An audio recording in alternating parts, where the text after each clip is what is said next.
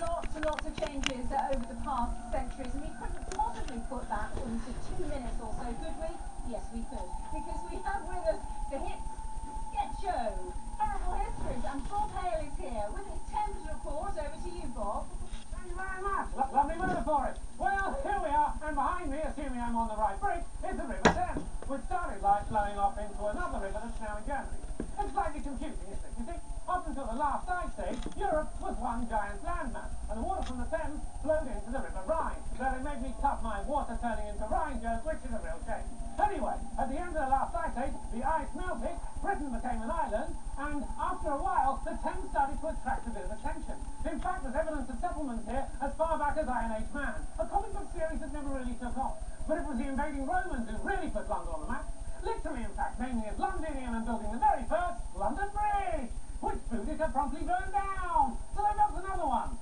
Yes, there it is. That's the other bridge that they built as London became the capital of Roman ruled Britannia. Until the Romans stopped ruling Britannia, the Saxons abandoned London and decided to build their own version a mile outside the city. Oh, but not for long, because the Vikings attacked, and the Saxons quickly moved London back inside the old Roman city wall. And for good reason, because those Vikings do not hang around. In fact, they come over, pull down the supports of London's only bridge, and in moments, London Bridge is falling down, falling down, falling down, inspiring a nursery rhyme, the lyrics of which I can never remember. But another bridge is built. Yes, the well-famous London Bridge, which remained the city's only bridge until the 1700s. So this one saw a lot of history. It saw the Golden Jubilee for Edward III, the first river-born coronation for Richard III, and of course Henry VIII's funeral procession. Though this last one got a little bit messy when Henry's body took an overnight break somewhere near Richmond, exploded, and bits of him got eaten by dogs. Though I think he went to the dog sometime in his 30s. It's a known phrase, look it up. But it's not just the royals who are using the river. Oh no, by Stuart times the Thames has become one of the world's busiest docks. In fact, there are so many boats they actually have traffic jams on the water.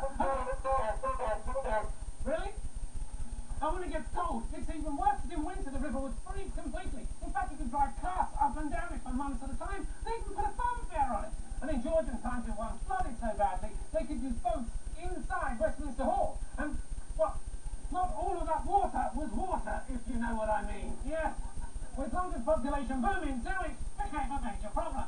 In fact, in 1858, there was so much potty brought into town that the House of Parliament themselves was overcome by the stench. And when people started dropping like dodos from disease in a doo-doo, something had to be done. So, Joseph Battlegate invented this incredible new drainage system, which quite literally took the pee out of London.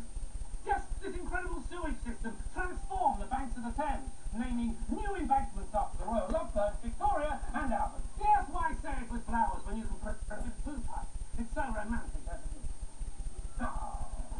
And, in fact, the Thames remains a wonderful thing to this day because of those very doo-doo ducks, which are still doing the business, which is why right now the Thames is full of ships instead of...